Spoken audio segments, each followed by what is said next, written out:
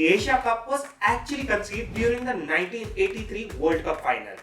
BCCI President NKP Salve was denied just 2 extra passes by the English authorities, even though India had managed to reach the final for the very first time. If you can count on Virat Kohli for one thing, it's delivering at big stages, and it cannot get bigger than the India-Pakistan rivalry. Until this point, the World Cup was exclusively hosted by England, and Salve became determined to take it out of there. MS Dhoni was a very happy captain heading into this season. He had won 5 out of the last 6 T20I games, and if they could do well here, it would lay the perfect platform for the World Cup. He gave a great glimpse of what he was about to do in a few days against Bangladesh in the T20 World Cup. When it comes to playing against Sri Lanka, you know you can always count on Mohammed Siraj to deliver. And now for my number 1 pick. The Asia Cup 2025 is just around the corner, and as always, India are the hot favourites to win it. This is also the best first steps as they prepare to host the T20 World Cup at home next year. They are also the defending champions, and like the last edition, they will look to dominate this time around as well. India has a very rich history in the Asia Cup. So here I've decided to list down the 5 best moments of the Indian cricket team in the Asia Cup. Winning the inaugural Asia Cup in 1984. The first ever edition of this tournament holds a lot of significance in the history of cricket. The Asia Cup was actually conceived during the 1983 World Cup final. BCCI President NKP Salve was denied just 2 extra passes by the English authorities, even though India had managed to reach the final for the very first time. Salve felt very humiliated by this. Until this point, the World Cup was exclusively hosted by England, and Salve became determined to take it out of there. He then onboarded Pakistan and Sri Lanka for this plan, and together they formed the Asian Cricket Conference with Bangladesh, Malaysia and Singapore as the other members. In 1984, the first ever Asia Cup was played in Sharjah with India, Pakistan and Sri Lanka participating in it. The tournament was played in a round-robin format. Sri Lanka and Pakistan played the first match, and surprisingly, Sri Lanka beat the star-studded Pakistan team. This hampered their chances of winning the tournament by half. India then comfortably beat Sri Lanka in their next game. And after that, what was expected to be a virtual final and a big showdown, India and Pakistan clashed in the final match of the tournament. Sunil Gavaskar and his men did not have the best outing with the bat, as they could only put on a modest target of 189 runs.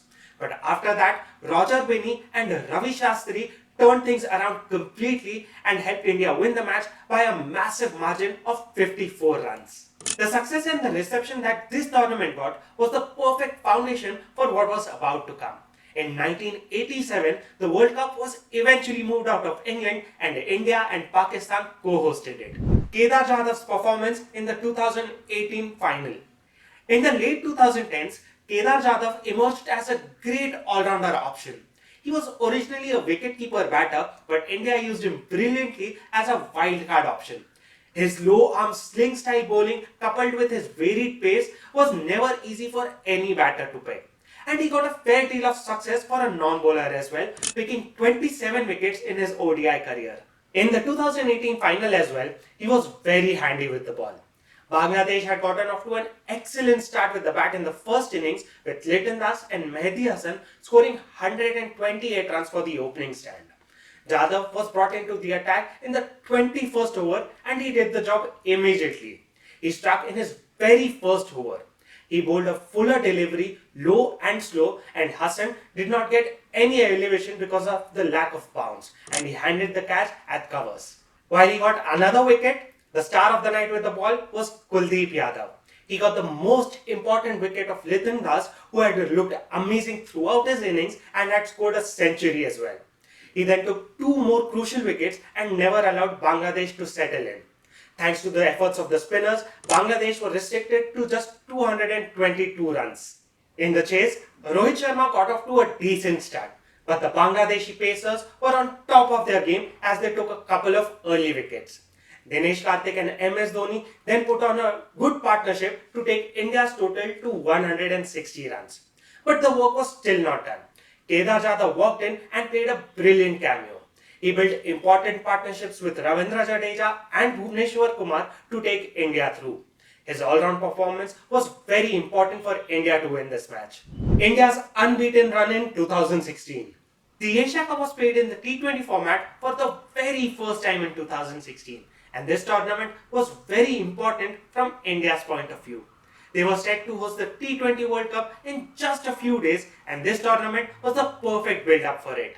MS Dhoni was a very happy captain heading into this season. He had won 5 out of the last 6 T20I games, and if they could do well here, it would lay the perfect platform for the World Cup. And that is exactly what they did. They completely dominated the league stage, including that win against Pakistan in their second game. The Indian bowlers were excellent in that match. Ashish Nehra and Jasprit Bumrah had gotten India off to a great start by picking up a wicket each early on in the game. And after that, Ravindra Jadeja, Hardik Pandya and Yuvraj Singh continued the dominance to completely rattle the Pakistani batting order. Pandya was the best bowler of the night, picking up 3 wickets. He gave a great glimpse of what he was about to do in a few days against Bangladesh in the T20 World Cup. Despite losing a few early wickets, the target was never too daunting for India. Virat Kohli played a crucial role in that match, scoring 49 runs in the chase and helping India secure that win. India's dominance continued through to the finals, where they restricted Bangladesh to 120 runs in the first innings. After that, Kohli and Shikhar Dhawan put on a 94-run stand to comfortably take India through to the win. This win was all India needed ahead of the crucial World Cup at home. But sadly, their campaign ended on a disappointing note. They lost their final league stage game to the West Indies in a must-win situation and were out of the tournament. But the Asia Cup would have definitely given them some hope to win the World Cup. Mohammed Siraj's spell against Sri Lanka in the 2023 final. When it comes to playing against Sri Lanka, you know you can always count on Mohammed Siraj to deliver. And the 2023 final was exactly that. This tournament, just like the 2016 edition, was very important for India as they were about to host the ODI World Cup at home. On the back of their performances against Pakistan and Sri Lanka, India had made it to the finals. The thing that would have given them a lot of confidence was that all of their players had performed at some or the other stage. They were shaping up to be the real contenders to win not just the Asia Cup but the upcoming World Cup as well. In the final against Sri Lanka, Siraj was on top of his game. After Jasprit Bumrah had struck early in the first over, he took over and completely changed the game. He took 4 wickets in the 4th over and had completed his 5-wicket haul in the 6th over itself. This was the fastest 5-wicket haul in the history of ODI cricket, and it took him just 16 balls. That's just unheard of. He got the ball moving just a bit and made the most out of it. He mostly bowled fuller deliveries that swung back in to take the stump or the pads. He ended with the figures of 21 for 6 as Sri Lanka were restricted to a bizarre total of just 50 runs. And after that, it was a walk in the park for Ishan Kishan and Shubman Gill to chase down the target. And now for my number 1 pick, Virat Kohli's masterclass versus Pakistan in the 2012 Asia Cup. If you can count on Virat Kohli for one thing, it's delivering at big stages. And it cannot get bigger than the India-Pakistan rivalry. Kohli has given countless good performances against Pakistan, but this game in the 2012 Asia Cup was where it all began. Pakistan had gotten off to a great start with the bat in the first innings. Mohammad Hafiz and Nasir Jamshed had put on a solid 224-run opening stand in 36 overs, with each of them scoring a century. At this point, it looked like Pakistan were all set to put on a big total for India to chase down. Ravichandran Ashwin finally got the first breakthrough, and after that, Ashok Denda and Praveen Kumar pulled back things brilliantly as they restricted Pakistan to 329 runs.